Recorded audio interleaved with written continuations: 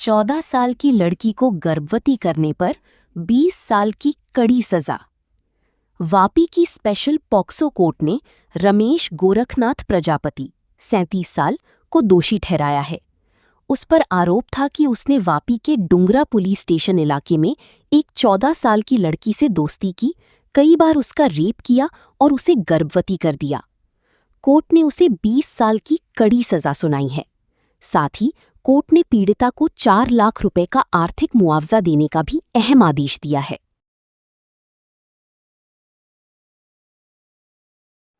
हालनो बनाव ऑक्टोबर 2025 रोजनो छे।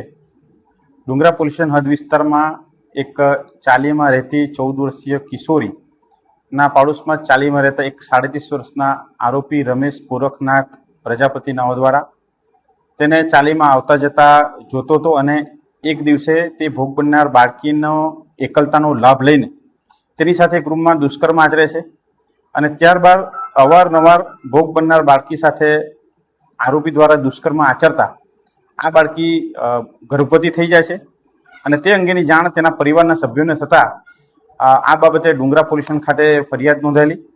ફરિયાદના અંતે આરોપી સામે તપાસ કરીને પોક્સોની સ્પેશિયલ કોર્ટમાં ચાર્જશીટ કરવામાં આવ્યું, જેની આજરોજ અંતિમ સુનાવણી થયા બાદ આરોપીને પોક્સો એક્ટની કલમ 6 માં 20 વર્ષની સખત કેદ અને ₹10,000 દંડ, તે ઉપરાંત ભારતીય ન્યાય સંહિતાની જુદી જુદી કલમો હેઠળ પણ 20 વર્ષની કેદ અને ₹10,000 દંડ, જો દંડ ન ભરે તો વધુ 1 વર્ષની સાદી કેદની સજા, તે ઉપરાંત ભોગ બનનાર બાળકીને ₹4 લાખ વળતર ચૂકવવાનો પણ હુકમ કરવામાં આવેલો છે।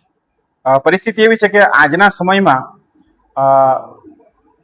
પોતાના સગા સંબંધી અથવા તો પોતાના પડોશમાં રહેતા વ્યક્તિઓ પર પણ ભરોસો કરી શકાય નહીં અને હાલના કેસમાં જોઈએ તો આરોપી પોતે જ પડોશમાં રહેતો વ્યક્તિ હતો।